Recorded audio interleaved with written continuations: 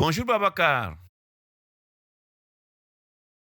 Quand on évoque le nom d'Édouard Claparède à un spécialiste de l'éducation, il pensera naturellement à la révolution copernicienne en pédagogie que l'auteur a théorisée dès 1892. La révolution copernicienne, expliquée simplement, invite les enseignants à adapter les savoirs au niveau et à l'intérêt des élèves, l'objectif étant de faire de l'enfant l'artisan de sa propre instruction.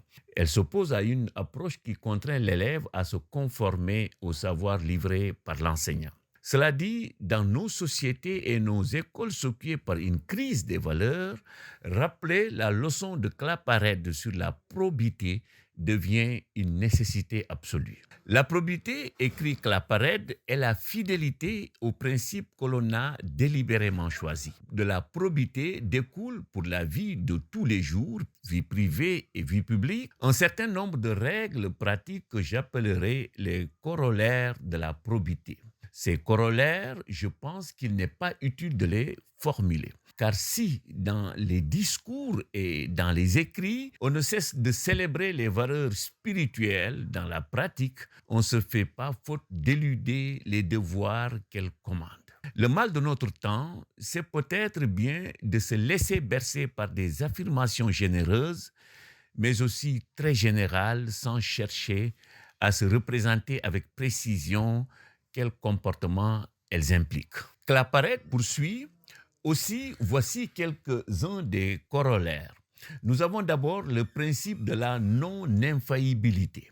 La non-infaillibilité, c'est bien le principe protestant par excellence. Il est aussi celui de tout homme qui réfléchit, qui sait que la vérité est une fin difficile à atteindre et que nous sommes enclins à de multiples erreurs. Il y a le principe de non-réalisme et de non-opportunisme. Ceux-là même qui défendent avec plus de véhémence les grands principes moraux montrent parfois, lorsque ces mêmes grands principes ne servent pas leur politique, une curieuse inclination à tout à coup les renier. Mais comme un vague sentiment de pudeur trouble leur conscience, ils s'efforcent de camoufler ce reniement. Pour justifier leur entorse au devoir, ils invoquent un autre devoir, plus impérieux, encore selon eux, celui de s'adapter à la réalité. Et ils décorent cette nouvelle sagesse du nom de réalisme. Il y a le principe d'impartialité. Nous devons employer la même balance pour peser les actes de nos amis